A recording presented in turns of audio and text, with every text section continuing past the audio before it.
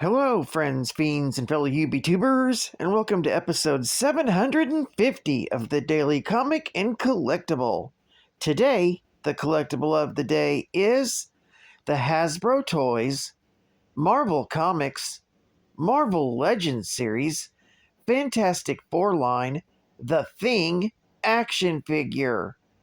An impressive boulder-like exterior grants the Thing exceptional strength and durability in even the rockiest of battles. This 6-inch scale action figure of the Fantastic Four's Thing stands over 8 inches in height and is inspired by the character in Marvel Comics. This 1/12 scale figure is the Walgreens exclusive and features a premium design, detail, and an intricate sculpt, giving it a boulder-type appearance. This Marvel Legends figure features advanced movement capabilities, highlighting premium articulation for advanced posing and displaying in your Marvel collection.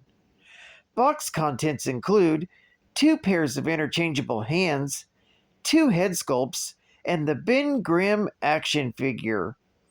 This Marvel Legends figure is one of the heavier figures released and comes with a collector's friendly full window display box. Thing was released in 2017 exclusively through Walgreens by Hasbro Toys. Now, the comic of the day is The Adventures of the Thing, Volume 1, Issue number 4. This is the conclusion of a 4-part miniseries, and this issue is a reprint of Marvel 2-in-1, Volume 1, Issue number 77. Adventures of the Thing has a cover date of July 1992, with story by Tom DeFalco, art by Ron Wilson, and cover by Gary Barker, with the original cover by Ron Wilson. This story is titled Only the Swamp Survives. The story opens with a visit to the Fantastic Four by Nick Fury and scientist Dr. Hanstor after a failed test of a new fitness device for Ben.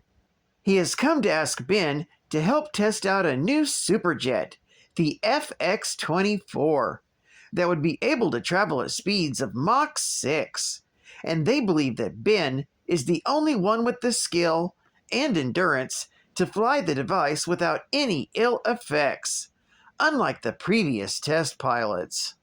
Although there is a risk of death, Ben agrees to test the jet out, after having a tearful time alone with Alicia. After vigorous training, Ben goes to Florida to test out the new jet. As the test begins in the swamps near Citrusville, some hunters come across the shambling muck monster known as the Man-Thing. It's drawn by their fear and burns them at its touch.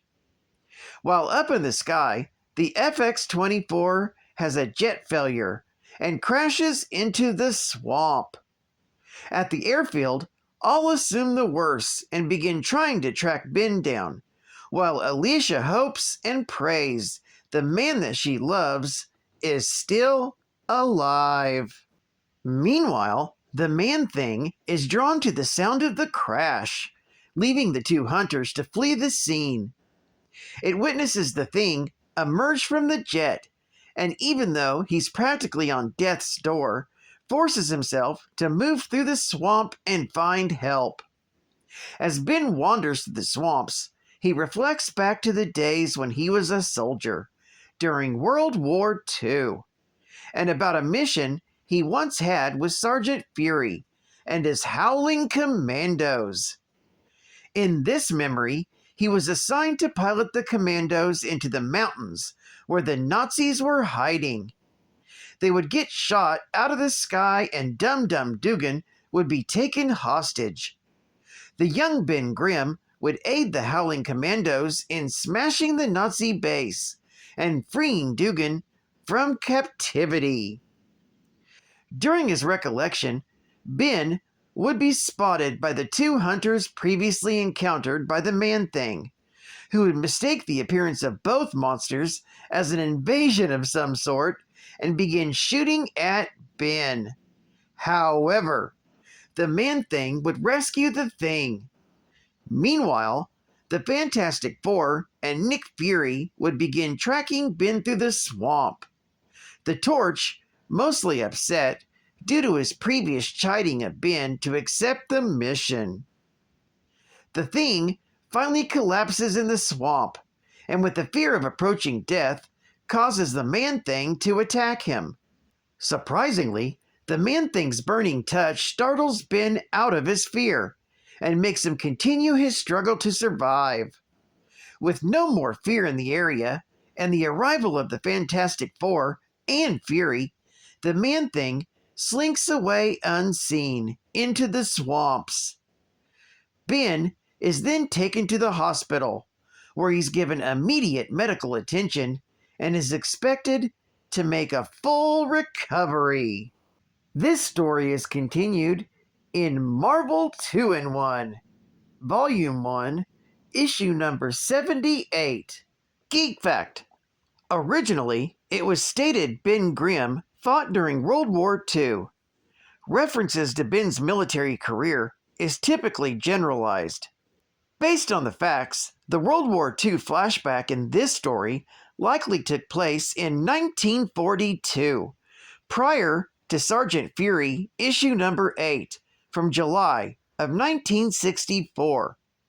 This can be discerned by the fact that the Howlers do not have Junior Jupiter, who died in Sergeant Fury issue number 4, and the inclusion of Pinky Pinkerton, who joined in Sergeant Fury, Volume 1, Issue number 8. Bonus Geek Fact: Sam Sawyer, a U.S. Army captain, recruited select U.S. Army Rangers to his Able Company. Sawyer assigned Nick Fury the command of the 1st Attack Squad, nicknamed the Howling Commandos.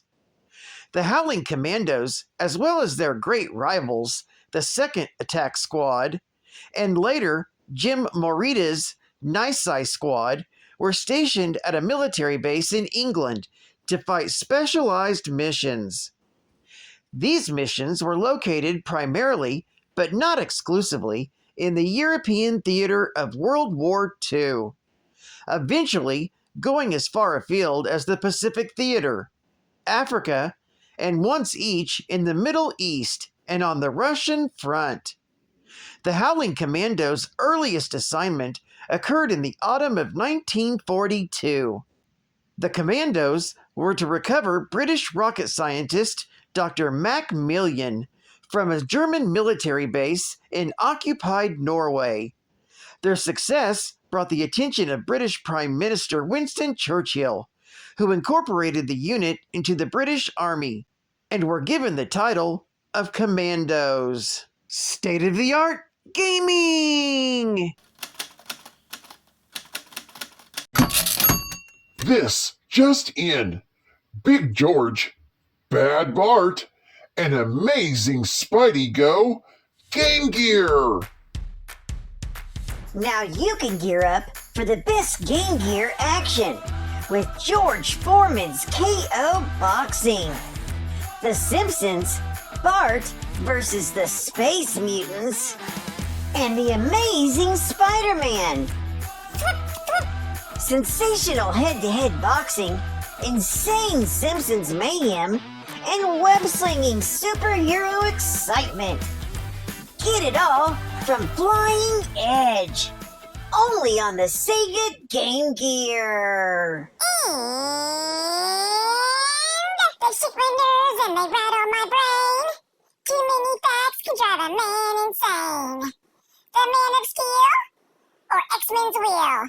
Goodness gracious, geek facts of fire. Well, I love comics like a geeky nerd would. Iceman's fun, so kind. Can't wait to tell the world Bobby Drake is mine, mine, mine, mine. Storm flies high as the Sentinels come. I'm real nervous, but it sure is fun. Come on, baby. Drive me crazy. Goodness gracious, geek facts of fire.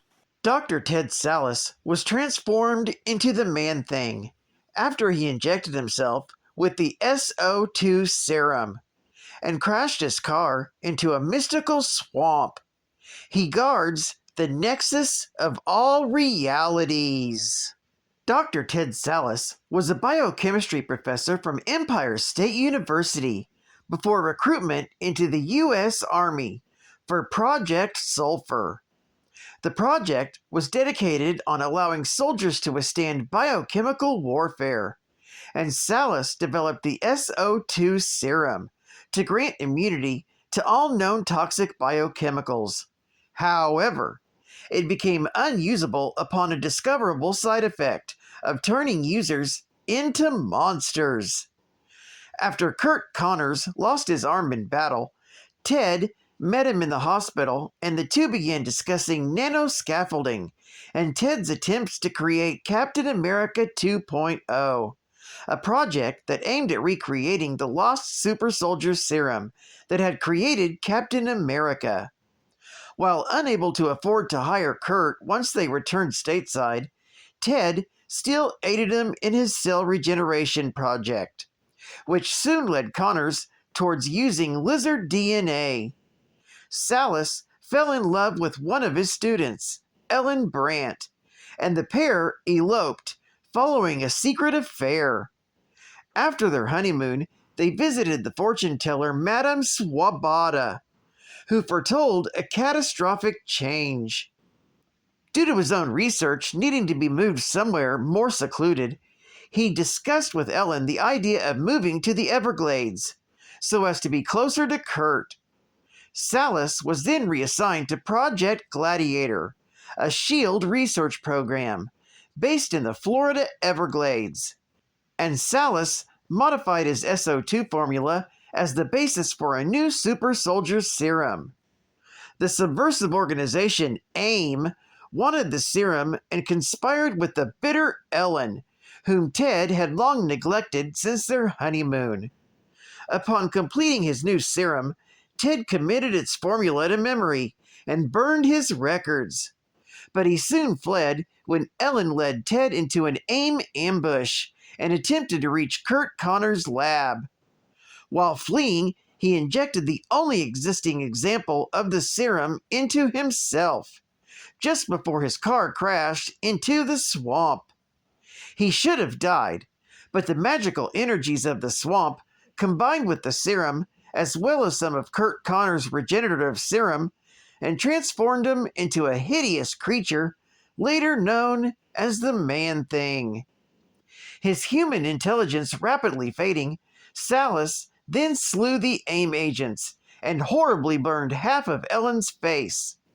Unknown to Salas, Ellen had been pregnant. Well, I'd like to thank you for joining me for another Daily Comic and Collectible, and I hope to see you again Friday. This is Cut Fun Comicsman, and I'll catch you on the flip, my little Thunder Kitties. Over and out.